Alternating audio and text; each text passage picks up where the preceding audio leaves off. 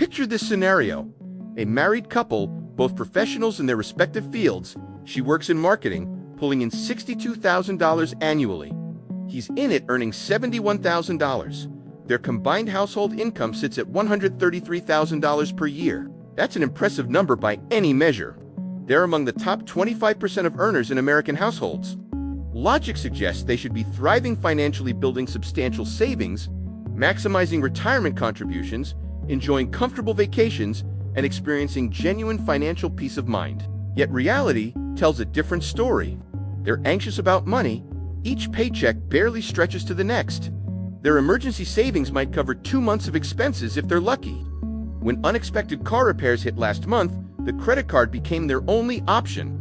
Both work demanding schedules, often exceeding 40 hours weekly. Exhaustion has become their default state. Quality time together during weekdays has shrunk to a few tired evening hours. The most puzzling aspect, they've followed every conventional wisdom rule. They earned their degrees, secured solid careers, got married, merged their finances, and purchased a home in a respectable school district. They checked every box on society's success checklist. So what explains this sinking feeling? Why does a six-figure household income feel so precarious? If you've ever glanced at your combined earnings and thought, "We make too much to feel this broke," what follows will clarify several confusing realities. The illusion of double income. We've been conditioned to believe that 2 incomes automatically trump 1. The math seems straightforward, almost foolproof.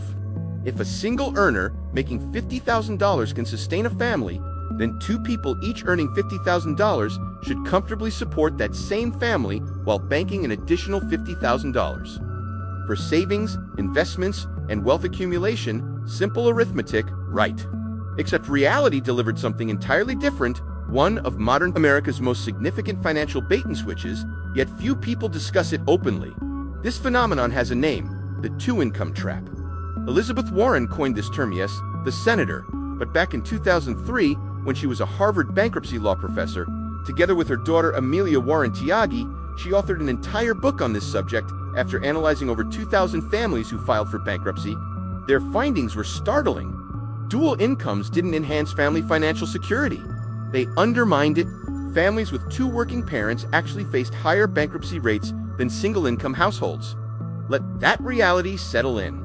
Working twice as hard, depositing to paychecks, following every prescription the modern economy offers, yet ending up more likely to lose everything. This isn't about personal financial mismanagement. This is a systemic trap, and chances are you're standing right in the middle of it. The economics of yesterday versus today. To understand this trap, we need to rewind to 1970. During that era, approximately 43% of women participated in the formal workforce. The typical middle-class family operated with one primary breadwinner, usually the father, while one parent, typically the mother, managed household operations. Here's what most people overlook. That single income was genuinely sufficient, not barely adequate, but actually enough. Bureau of Labor, Statistics and Census data reveal that a median single-income family in 1970 could purchase a median-priced home while allocating roughly 25% of their income toward housing. They could send children to reasonably well-funded public schools regardless of neighborhood. They could afford basic health care, own a vehicle, buy groceries, and still maintain savings, plus occasional family vacations. They had financial breathing room, they had cushion, and critically, they had a backup strategy. If crisis struck, the primary earner fell ill or lost employment, the at-home parent could enter the workforce. Not ideal, certainly, but it represented margin, it represented resilience. That potential second income functioned as an insurance policy, an emergency reserve that could activate when circumstances demanded it. The modern reality. Fast forward to today, female workforce participation hovers around 57% and climbs even higher among married mothers specifically. Dual-income households have transitioned from exception to norm. In over 60% of married couples with children, both parents maintain employment. We've essentially activated what was once the emergency backup plan and made it our standard operating procedure. According to Bureau of Labor Statistics data, the median household income in 2023 reached approximately $74,000, adjusted for inflation. That significantly exceeds the 1970 median household income. We're generating more money than our parents and grandparents did. But examine what happened to expenses. Housing median home prices in 1970, inflation adjusted, hovered around $200,000 in current dollars. The 2023 median home price, over $400,000. Housing costs have literally doubled relative to inflation. Healthcare per household spending has surged over 600% since 1970. Childcare barely registered as a major expense in the single-income era because someone was home. Now, the average American family spends over $11,000 annually per child. In high-cost areas, that figure reaches $20,000, $30,000 per child yearly. Higher education costs have skyrocketed over 1,200% since 1980. The fixed costs of middle-class participation have exploded while wages have merely inched upward. Every dollar of that additional second income got completely absorbed.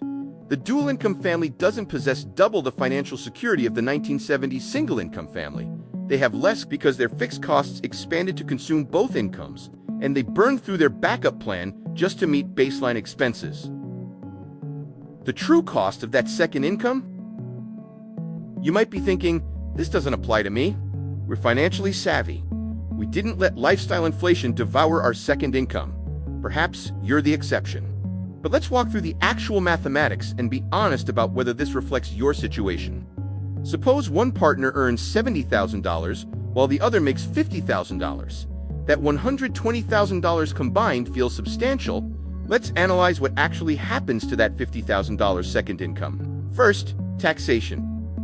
Progressive tax bracket structures mean that second income faces taxation at a higher marginal rate than if it were standalone income.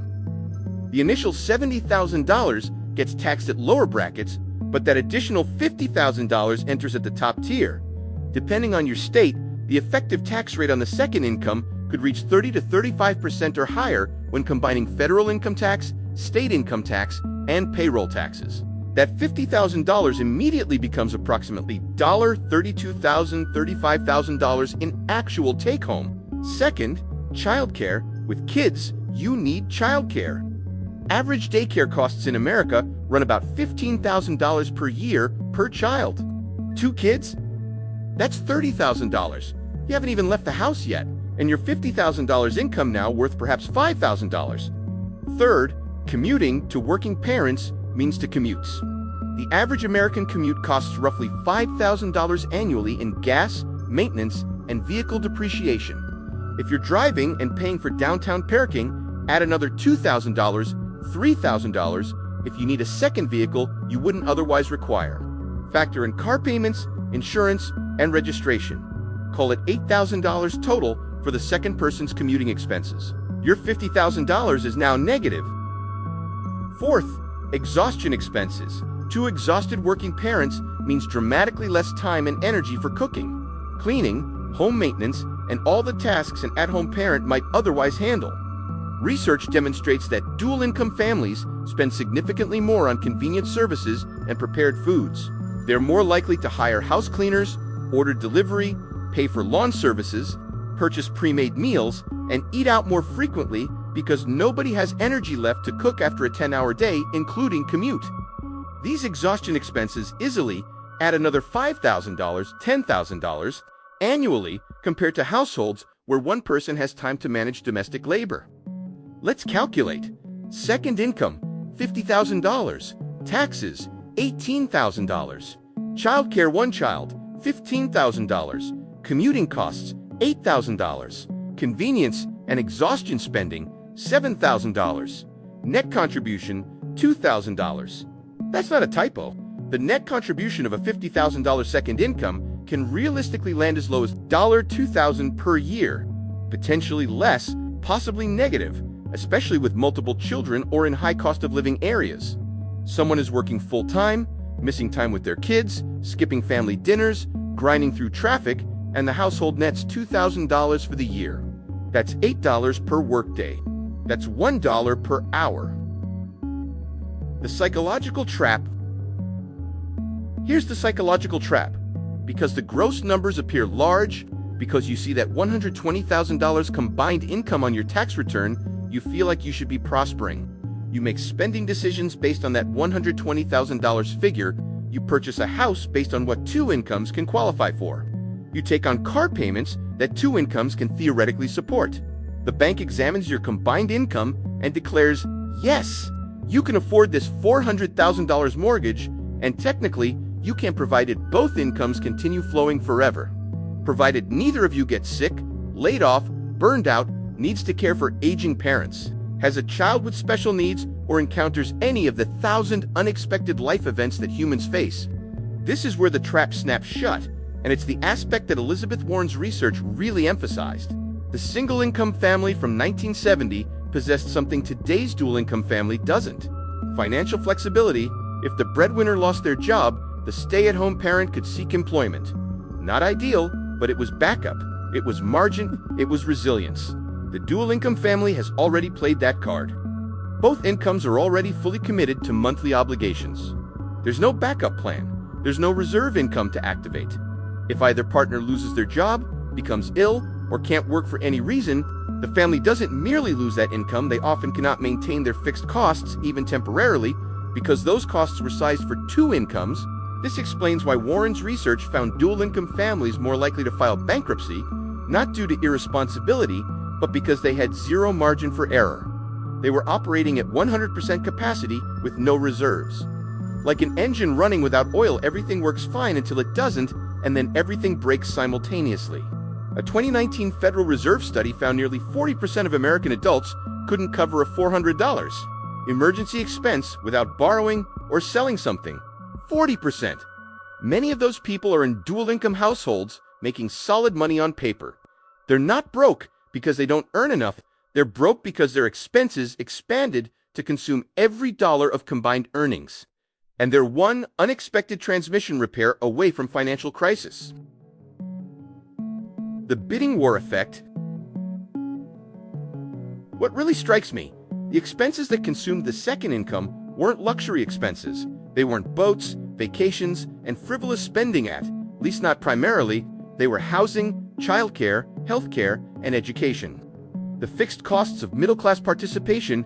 Look at housing specifically, because this is where the bidding war effect becomes crystal clear. In the single-income era, families competed for housing based on one income. When dual-income families became the norm, families suddenly wielded twice the purchasing power for the same houses. What happened to prices? They got bid up, way up. If everyone has two incomes, then two incomes become the baseline requirement. And suddenly, you need two incomes just to afford what one income used to purchase. It's an arms race where everyone escalated and nobody won. The identical dynamic occurred with education. School districts are largely funded by property taxes, meaning quality schools exist in expensive neighborhoods. Parents naturally want to live in areas with good schools, so families started bidding up property prices in desirable school districts using their dual incomes to outbid others.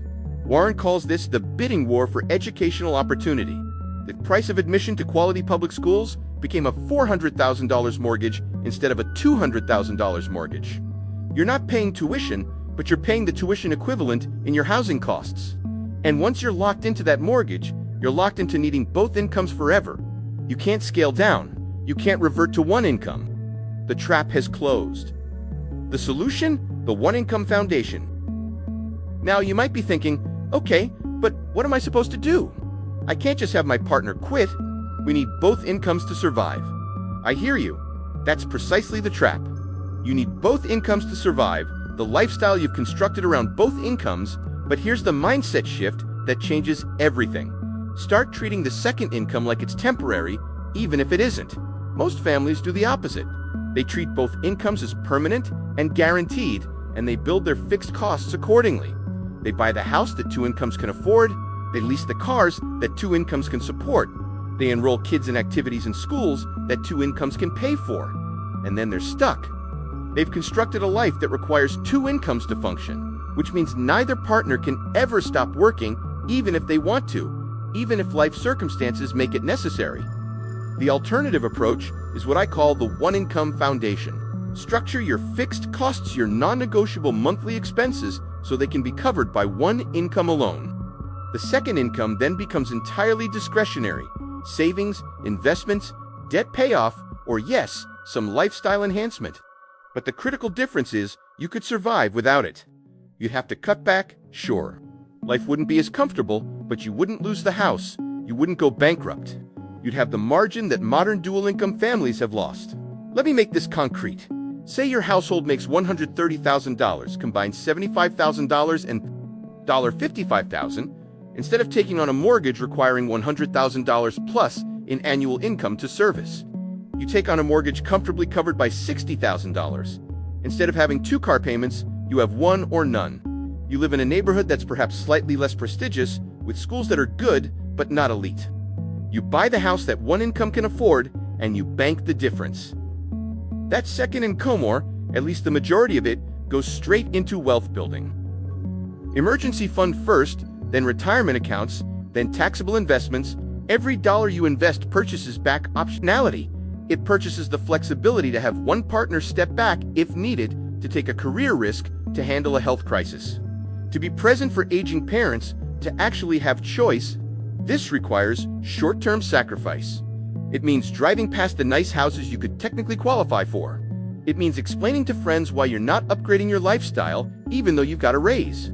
It means resisting social pressure to spend like a dual-income family because you're building like a single-income family. But here's the payoff. Within 5 to 10 years of this approach, something magical happens. The investments you made with that second income start generating their own income. Compounding takes over, and suddenly, you actually have what you thought dual incomes would give you in the first place. Genuine financial security. You're no longer 2 job losses away from crisis. You're building wealth instead of treading water. You can make decisions based on what's best for your family rather than what's necessary to make the mortgage payment. Final thought, it's about flexibility, not income. The 2-income trap isn't really about income. It's about flexibility, it's about margin, it's about having options. Our grandparents with 1 income had something we've traded away: the ability to absorb shock, to change direction, to have one partner focus on raising kids or caring for family without the entire financial structure collapsing.